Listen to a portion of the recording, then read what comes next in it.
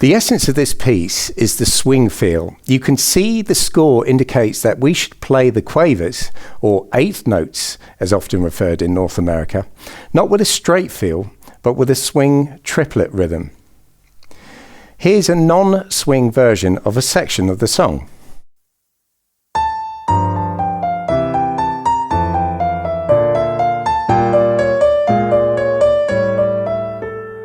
But of course, being directed to play it with a swing feel,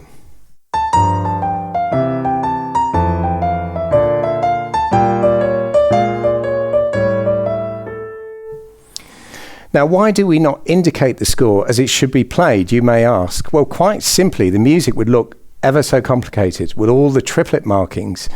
And in the jazz world, this just isn't considered necessary. But there's a little more to swing than just this. There's also an underlying feeling of syncopation and an appropriate swing phrasing.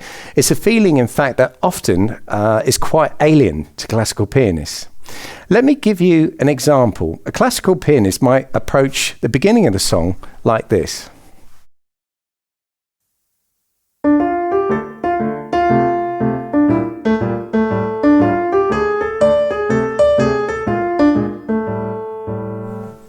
Whereas a jazz pianist would probably look at the same music and play it like this.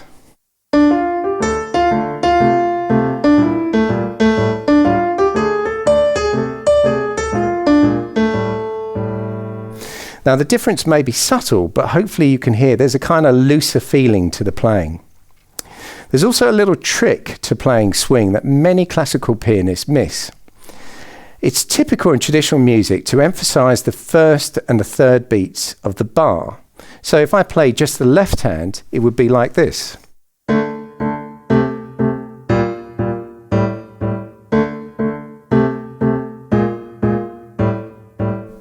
But a jazz pianist and jazz feel would tend to emphasize more the second and the fourth beats.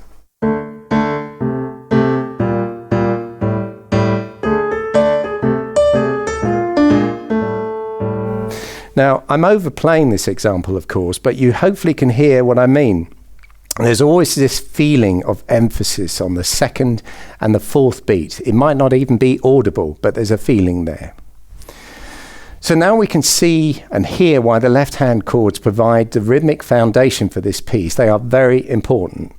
This relentless stomp feel is very important indeed. And be careful to keep both hands balanced. Make sure the left hand doesn't overpower the right hand.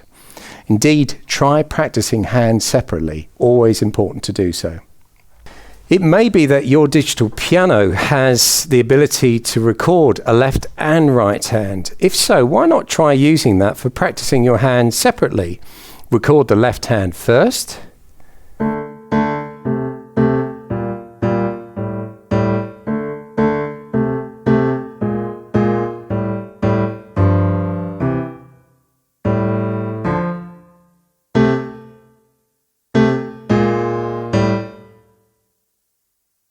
And now try adding your right hand to the left hand you've already recorded.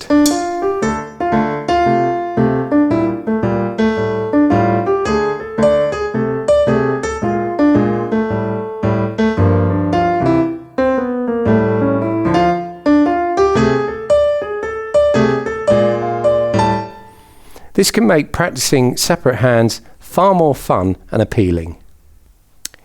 Now, as always, consider what's comfortable in terms of fingering, keeping in mind the syncopation.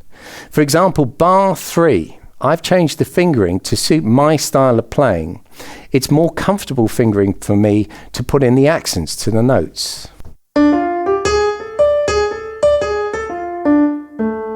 So by using the index finger, this feels more natural as a jazz pianist.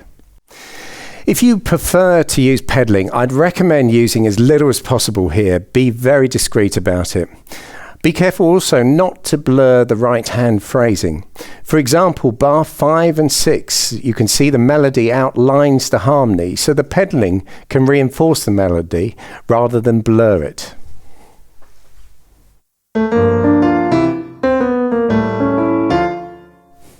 If you listen to the recording, you will hear it's played with a fairly upbeat tempo.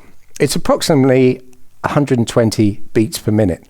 But I'd suggest, of course, like many new pieces, playing it slower to begin with, no faster than 100 beats per minute.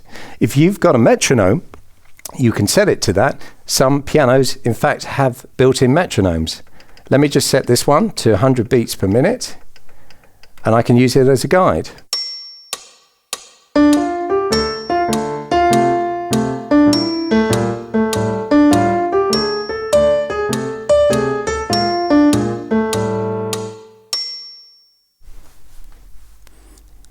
So, enjoy learning more about swing and really pay attention to those dynamic markings in this piece. They can really add suspense. Have fun.